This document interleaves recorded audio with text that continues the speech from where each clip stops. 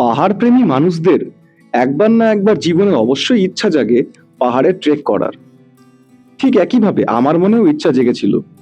তাই আজকের ভিডিওটি নিয়ে আসলাম পরেশনাথ পাহাড়ের ট্রেক নিয়ে। চলুন ভিডিওটি শুরু করা যাক।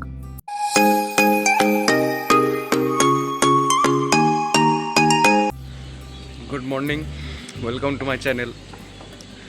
আজকের ভিডিওটা একটু আলাদা হবে এবং একটু বড় হবে, কারণ আজকে আমি যাচ্ছি আমার জীবনের প্রথম ট্রেকিংয়ে। সেটা হলো পরেশনাথ। পরেশনাথ পাহাড়ে যাওয়ার জন্য আমরা শিয়ালদা থেকে শিয়ালদা আজমের সুপারফাস্ট এক্সপ্রেস ধরে রাত 10:55 সময় রওনা দিয়েছিলাম পরেশনাথ পাহাড়ের উদ্দেশ্যে। অন্যান্য যে ট্রেনগুলি রাত্রিবেলা পরেশনাথে যায় সেগুলি স্ক্রিনে দিয়ে দিলাম। এখন 3:49 ভোর, আর আমরা এখন নেমে পড়েছি পরেশনাথ স্টেশনে। এখান থেকে আমরা গাড়ি ধরে চলে যাব পরেশনাথের বেস ক্যাম্প মধুবনে। পরেশনাথ স্টেশন থেকে মধুবনের দূরত্ব হলো 24 কিলোমিটার। এই 24 কিলোমিটার যাওয়ার জন্য প্রচুর গাড়ি আছে, যেটা স্টেশনের বাইরে থেকে নেওয়া হয়। আমরা এখন চলে এসেছি আমাদের পাহাড়ে ওঠার বেস ক্যাম্প মধুবনে। পরেশনাথ স্টেশন থেকে গাড়ি করে আপনারা এখানে আসতে পারবেন। তা দুরকমভাবে গাড়ি রিজার্ভ করা, মানে যাওয়া যায়। এক হচ্ছে রিজার্ভ করে, আর দুই হচ্ছে শেয়ারে। ঠিক আছে, প্রথমে যখন যাবেন তখন লোকে বলবে শেয়ারে 70 টাকা 80 টাকা এরকম বলবে, তা আপনারা নেগোশিয়েট করে 50 টাকায় আসতে পারবেন। আমরা 50 টাকাতে 3 জন এসেছি। এবারে আমরা এখান থেকে আমাদের যাত্রা শুরু করব। এটা হলো স্টার্টিং পয়েন্ট। এখান থেকে আমরা আমাদের যাত্রা শুরু করব। ভোর 5টার সময় মধুবনে যে দোকানগুলো আছে সেখান থেকে 20 টাকার বিনিময়ে একটি লাঠি নিয়ে আমরা যাত্রা শুরু করলাম। এই হলো পরেশনাথের মন্দিরে ওঠার এন্ট্রান্স গেট। এখান থেকে আমাদের যাত্রা শুরু। এই যে লেখা আছে পরেশনাথ মন্দির, 9.65 কিলোমিটার। অনেক কিছুই আছে দেখার জন্য। আমরা এখান থেকে আমাদের যাত্রা শুরু করব। চলুন। ভোরবেলা আমরা মন্দির দর্শন করে আমরা আমাদের গন্তব্যের দিকে যাত্রা শুরু করলাম। পরেশনাথে ওঠার ফাঁকে ফাঁকে এরকম কিছু শেড দেওয়া আছে, বিশ্রামাগার আছে, যেখানে আপনারা চাইলে বিশ্রাম নিতে পারেন। সকাল ধীরে ধীরে হচ্ছে, আকাশটা চারিদিকে আলোকিত হচ্ছে। এখানে 3টে কথা বলে রাখার, সেটা হলো পরেশনাথে যাওয়ার জন্য 3 রকম উপায় আছে। প্রথমত, আপনারা এই লাঠির সাহায্য নিয়ে হেঁটে হেঁটে যেতে পারেন। দ্বিতীয়ত, আপনারা নিচে অনেক ডুলি আছে, সেই ডুলিতে করে বয়স্ক মানুষ যারা, মহিলারা সবাই উঠতে পারেন। এবং তৃতীয়ত, বাইক যায় এখান থেকে, তলা থেকে বাইক যায়, সেই বাইকে করে আপনারা পাহাড়ের চূড়ায় পৌঁছতে পারেন।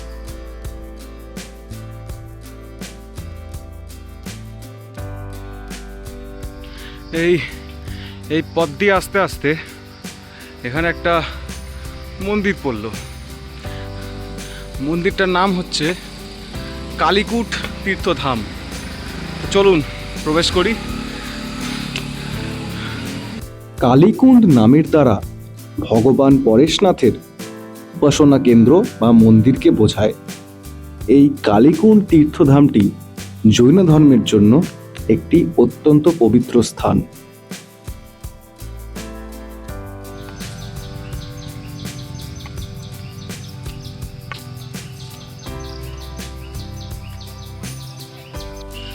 এতটা দূর আসার পরে কিছু বসত বাড়ি দেখলাম, আর এখানে কিছু দোকান আছে। রাস্তায় দোকান খুবই কম। স্বাভাবিকভাবে পাহাড়ের উপরে এত দোকান থাকা স্বাভাবিক না। তা এখানে ওই সাধারণত ছোলা, জল ঢল, জল লাগবে যাদের সব জল ঢল। এই এখানে ডুলি পড়ে আছে রাস্তায়, যার যেরকম দরকার। এই যে এও এসছে, সে দোকান থেকে কিনে নিয়ে এগোচ্ছে। পাহাড়ে চড়তে গেলে যে শুধু চড়াই উঠতে হবে এমন কোনো কথা নেই, কারণ দেখুন মোটামুটি 2 কিলোমিটার আমরা পুরো চড়াই উঠেছি। এইবারে এই রাস্তাটা পুরো উতরাই। দেখুন দেখতে পাচ্ছেন, দেখা যাচ্ছে ওই দূর থেকে পুরোটাই উতরাই, আর ওই দূরে পাহাড়। এই পুরো রাস্তাটা উতরাই। সুতরাং আমাদের চড়াই উতরাই নিয়েই জীবন, কখনো উঠতে হবে, কখনো নামতে হবে। পরেশনাথ মন্দিরে যাওয়ার জন্য যে যাত্রাপথের 950 মিটার উতরাই এবং বাকি 9 কিলোমিটার চড়াই। ওই যে বসে আছে আমাদের একজন টিমমেট। কি হাঁপিয়ে গেছো নাকি? হ্যাঁ, ফোন তো সিগন্যাল নেই তো। চলো,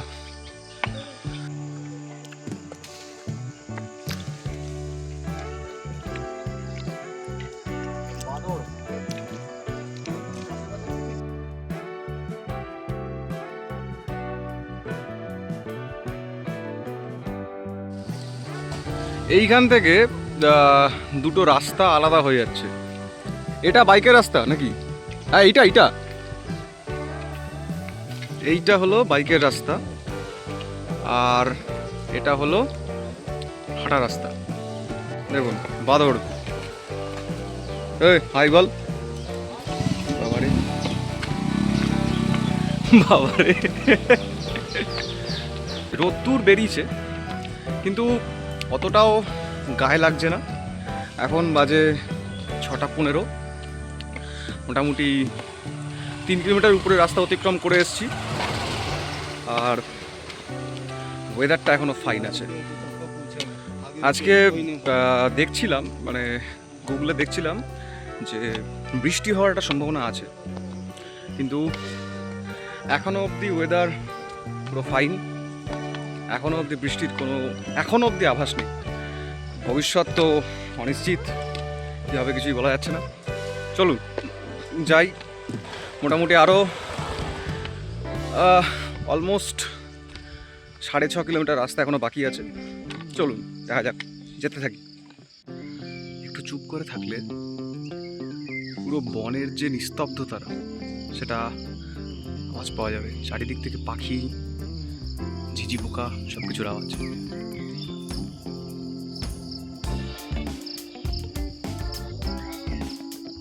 জঙ্গল যে কখনোই শান্ত থাকে না, সেটা পাহাড়ে বা জঙ্গলে না আসলে বুঝতে পারা যায় না। লক্ষ্য দেখা যাচ্ছে, এই হলো আমাদের লক্ষ্য। এখনো আমাদের থেকে এতটা দূরে। চলুন।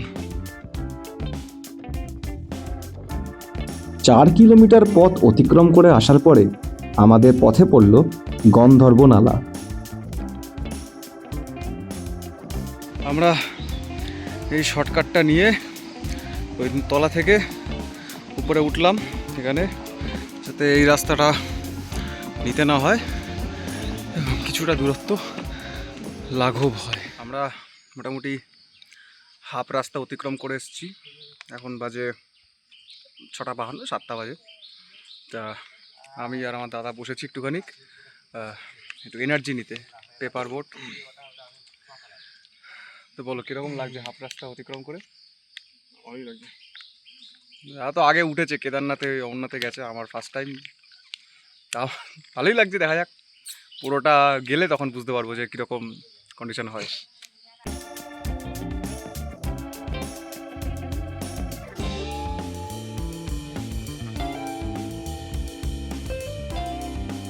এই পাহাড়, এই প্রকৃতি, এই অরণ্য সব মিলিয়ে যেন প্রকৃতি এবং ধর্মের এক অপরূপ মেলবন্ধনের সৃষ্টি করেছে।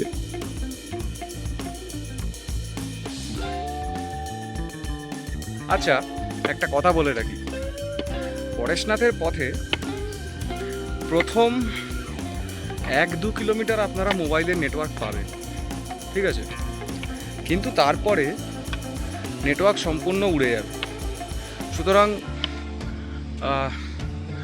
যদি পরিবারের সাথে কথা বলতে হয় তাহলে আপনারা যাওয়ার আগে যাত্রা করার আগে কথা বলে নেবেন, কারণ মাঝ রাস্তায় আপনারা কল সিগন্যাল পাবেন না কথা বলার জন্য।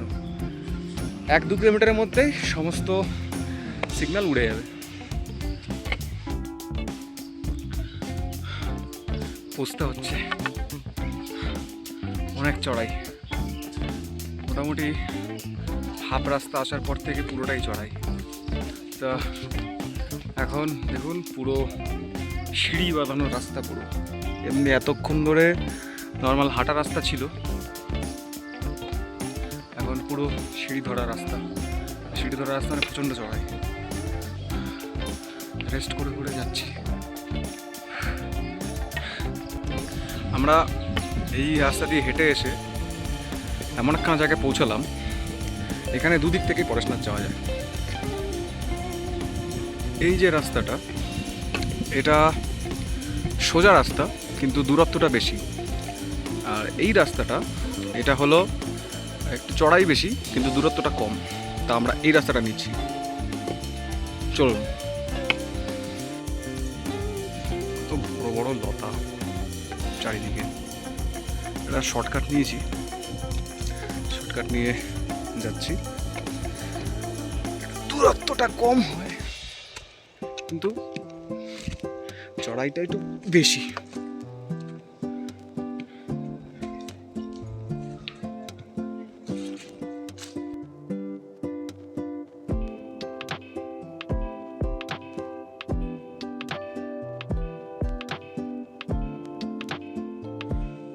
ওই তলা থেকে এই শর্টকাটটা নিয়ে এখানে আসলাম, এতটা রাস্তা বেঁচে গেল। এইটুকু শর্টকাট নিয়ে নেবো, তাহলে এই রাস্তাটা উঠতে হবে না। চলুন যাই।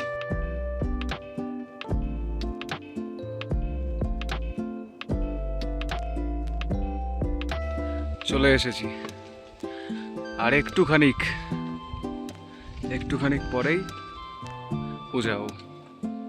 চলুন, আর 1-1.5 কিলোমিটার রাস্তা বাকি আছে, যেতে থাকি। হাওয়া দিচ্ছে, এটাই একটু যা রক্ষে। রোদ্দুরটা দারুণ রোদ্দুর, হাওয়ার ফলে গায়ে লাগছে না অতটা। বৃষ্টি যেটা ভেবেছিলাম, এখনো অবধি বৃষ্টির কোনো পূর্বাভাস এখনো অবধি নেই। যত উপরের দিকে ওঠা হচ্ছিল, জঙ্গল যেন আরো তত ঘন হয়ে যাচ্ছিল।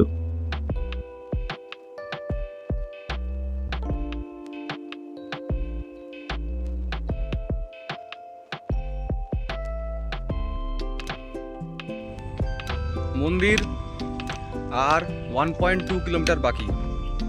ঘড়ির কাঁটায় বলছে এখন 9:18।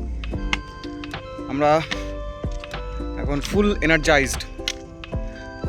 তার কারণ একটাই, যে একটা পয়েন্ট এসছে যেখানে দেখালাম যে 1.2 কিলোমিটার বাকি দেখাচ্ছে। এখানে সিআরপিএফের তরফ থেকে বিনামূল্যে পানীয় জলের সরবরাহ করা হচ্ছে সবাইকে। জলের একটা পিপে আছে, সেখান থেকে গ্লাসে করে সবাই জল খেতে পারে। আর আমরাও সেখান থেকে জল টল খেয়ে নিয়ে এগিয়ে পড়েছি আবার বাকি 1.2 কিলোমিটার যাওয়ার জন্য। চলুন।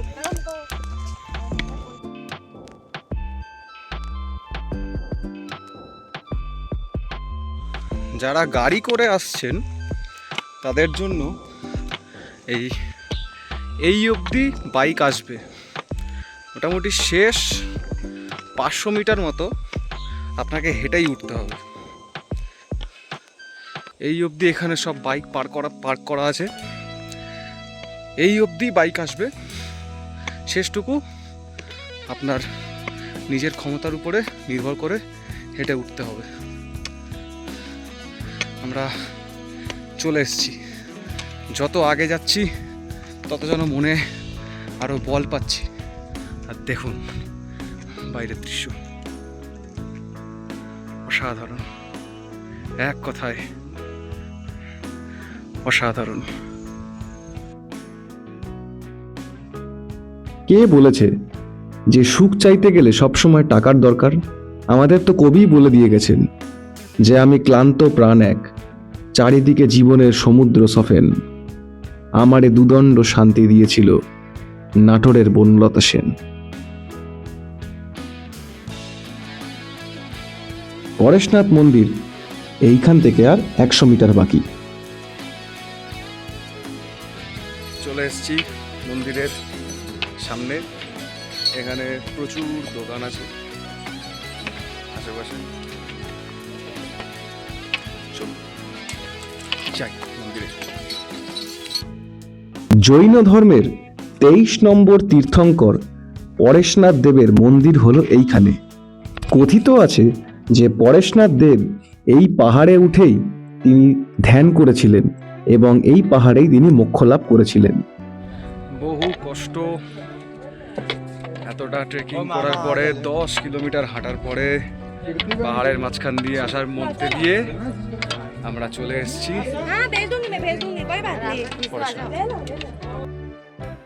এই পরেশনাথ দেবের নামানুসারেই এই জায়গাটির নাম এবং এই পাহাড়টির নাম হয়ে যায় পরেশনাথ।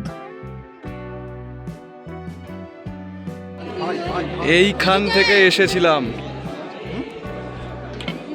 এখন এইখানে।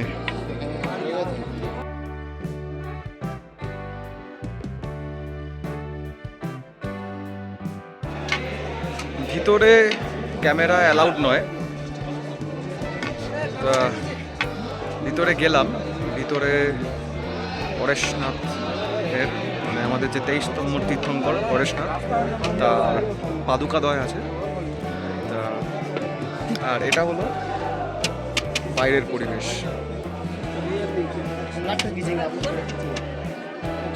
ভাবতেই অবাক লাগে যে একটা সময় ওইখানটায় ছিলাম, এইখানে, আর সেখান থেকে এখন এখানে। চারিপাশের পরিবেশটা অত্যন্ত দারুণ। ঘড়ির কাঁটায় বলছে 11টা 10। আমরা এখন নামতে শুরু করেছি। আমাদের পুরো পাহাড় উঠতে সময় লেগেছিল অলমোস্ট 4.5 ঘন্টা। দেখা যাক কতক্ষণে নামি আমরা। নামাটাও কিছু কিছু জায়গায় একটু কঠিন, কারণ কিছু কিছু জায়গায় তখনও মানে ওঠার সময় যেমন উতরাই ছিল, তেমন এখানে এখন চড়াই হবে। দেখা যাক তাহলে কতক্ষণে নামি। যাওয়ার সময় যতটা রোদ্দুর ছিল, ফেরার পথে আবার একদমই রোদ্দুর নেই। একদম মনোরম আবহাওয়ার মধ্যে দিয়ে আস্তে আস্তে হাঁটতে হাঁটতে চলেছি আমরা। যাত্রাপথের মাঝে মাঝেই এরকম ডাস্টবিন আছে, আপনাদের সমস্ত ব্যবহার্য জিনিসগুলি আপনারা এখানে ফেলে দিতে পারেন। মাঝপথে গাছের এরকম মোটা ডাল দেখে বালখিল্যতা করতে ইচ্ছা হলো। ভাবতেও অবাক লাগে, মাত্র 1.5 ঘন্টার মধ্যে আমরা এখান থেকে, ওই চূড়া থেকে এখানে চলে এসেছি।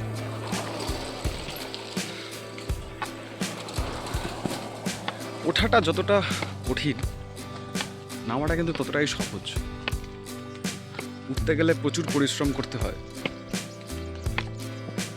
কিন্তু আপনি এক সুযোগেই মাটিতে নেমে যেতে পারেন। চলুন যাই, অনেক বড় কথা বলে ফেললাম।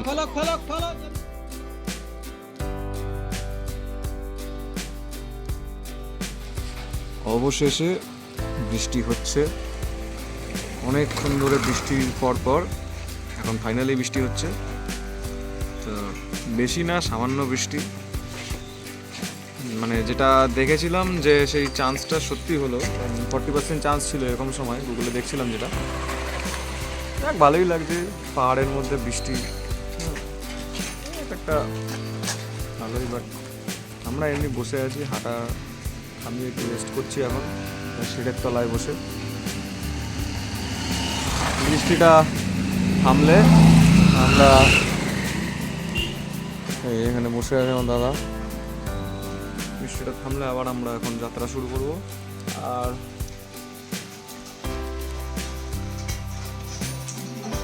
2.4 কিলোমিটার বাকি।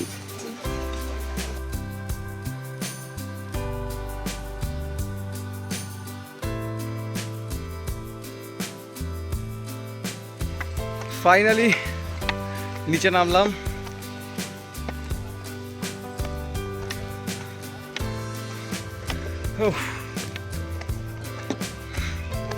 ফাইনালি ট্রেক কমপ্লিট হলো। লাস্টের 2.5 কিলোমিটার, 3.5 কিলোমিটার টানা হেঁটেছি। চলো বাবা, অনেকক্ষণ পরে সমতল ভূমি দেখে দারুণ আরাম লাগছে। 9.65 কিলোমিটার যাওয়া, 9.65 কিলোমিটার আসা, কমপ্লিট। এই ছিল আজকের পরেশনাথ ট্রেকের ইতিকথা। ভিডিওটা কেমন লাগলো অবশ্যই বলবেন, ভালো লাগলে অবশ্যই চ্যানেলটাকে সাবস্ক্রাইব করবেন, লাইক করবেন এবং কেমন লাগলো কমেন্ট করবেন। আর একটা বড় কথা, পরের মাসে অর্থাৎ পরের মাসে মানে অক্টোবরে আর একটা নতুন ট্রেকের ভিডিও আসছে এবং পরপর অনেকগুলো ভিডিও আসবে। সেগুলো দেখতে হলে চ্যানেলটাকে সাবস্ক্রাইব করে রাখুন। ধন্যবাদ।